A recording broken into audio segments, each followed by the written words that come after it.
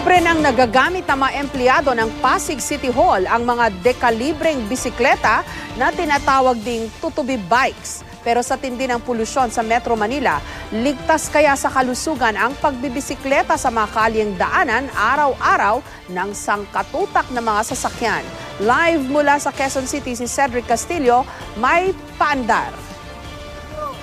Yes, Jessica, imagine na lang natin kung ang buong Metro Manila ay katulad nitong UP Diliman, siguro napakasarap magbisikleta, lalong-lalo na pag ganitong gabi na malamig ang hangin. Yun nga lang, hindi yun yung situation. Ayon sa isang City Environment Officer na nakausap natin, ang kailangan lang naman daw is matindi o puspusang pagtutok ng government sa ating mga traffic situation sa mga kalsada at baguhin yung mentality o yung mindset ng mga motorista, ng mga commuters at ng publiko at eventually daw posibleng maging bike-friendly ang malaking bahagi ng Kamaynilaan. Sa trabaho niyang nagsisimula sa madaling araw, natural lang daw na pagpatak ng tanghalian. Karipas na ng lakad pa uwi si Victor, utility personnel ng Pasig City Hall. Pero dahil 30 minutos daw ang layo ng kanyang bahay, sa walkathon pa lang, ubos na ang 1-hour lunch break. Dapat sakto taga alas 12 nakabalik na ako dito. Kailangan makabalik agad kasi maraming tao sa City Hall. Pero ngayon, nagbago na raw ang eating habits ni Victor dahil sa bagong service ng City Hall, ang mga tutubi. Mistulang mga high-tech na bisikleta na ipinaparada sa mga high-tech na makina. Mala ATM card na ini-issue sa mga empleyado ang pinaka-padlock na mga bike. Libre ang gamit kahit saan padalhin. Meron pa akong time para magpahinga, makaidlip kahit mga 30 minutes. Mas maganda magbike. Bakit po? Kasi hindi iwas sa traffic.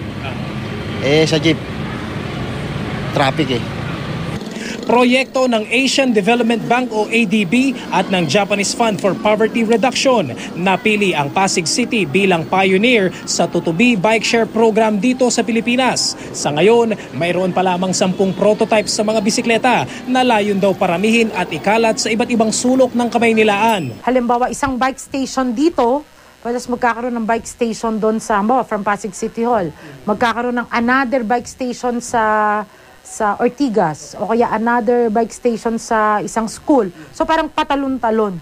So that's I think the message of that tutubi. Dati na kasi kaming may manual na bike sharing. Pero hindi ganyan kasing secure at saka kasing safe.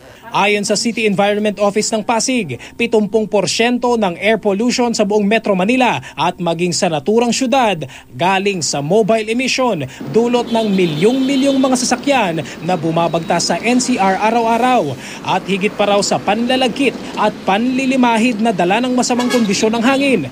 Karamdaman ang resulta raw nito sa marami. Sa amin sa Pasig mismo, tumataas din ang kaso ng primary complex among kids. Ganon din sa Metro Manila, even in Beijing, ganon Pagkatapos, yung mga tao, cardiovascular. Sa kalsadang ito, naispata namin ang ilang bisikleta ang gamit na serbis. Tanong namin sa ilan, maganda man para sa katawan ng pagbabike.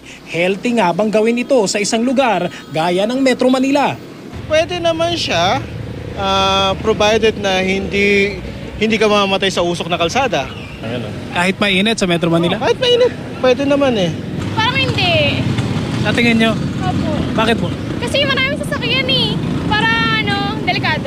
Dapat talaga mayroon silang daanan na talagang pambisikleta lang talaga. Hindi raw may kakailang nakadisenyo ang maraming kalsada sa Metro Manila. Hindi para sa commuters at bikers, kundi para sa mga sasakyang 4 ang gulong. Pero panahon na raw para baguhin ang kulturang ito na nakasanayan. Siyempre yung mass at saka yung collective transportation system, mabago na. Kasi ngayon parang lahat gusto magkotse. Pero kung ma-establish ng gobyerno yung safety ng mga public transportation natin, ang mga Pilipino willing maglakad, willing magbisikleta, at willing mag-public transport. Alam mo, Jessica, idinagdag din ng city government ng Pasig na yung mga ganitong projects naman daw ay aminado naman sila na maliit lang kumpara dun sa napakalaking problema ng trapiko, ng environment pollution. Pero pagka pinagsama-sama naman daw itong mga ganitong maliliit na proyekto, gaya halimbawa nung carless day nila tuwing Sundays dito sa Pasig at may mga ilang kalsada raw na hindi pwedeng dumaan na sasakyan, siguro naman daw ay masusolusyonan natin, hindi lang yung traffic, kundi yung sa problema sa pollution sa hangin, Jessica. May isa pang concern dyan na Cedric, yung safety. Kasi kung yung mga nagmumotor nga, nire-require silang mag-helmet dahil delikado. Yung mga nagbabike, napansin natin, nagbabike pa sila sa mga highway, walang suot na helmet. Tama, Jessica, yung siguro proper implementation din o yung tinatawag natin ng ngipin sa batas, ano. May mga ibang mga cities din, if I'm not mistaken, sa may Marikina, pero stricto sila dyan sa implementation ng kanilang mga bike lanes para hindi pumapasok, kumbaga hindi nangaagaw, hindi kumakain ng lane yung mga sasakyan, yung mga apat na digulong, ano, Jessica. Siguro napaka-importante rin dyan, yung nabanggit natin is strict implementation para naman para sa lahat yan, yung safety, tsaka yung mga gears kailangan i-require din yan, Jessica. Okay, ingat ka, Cedric Castillo, at maraming salamat sa iyong paandar.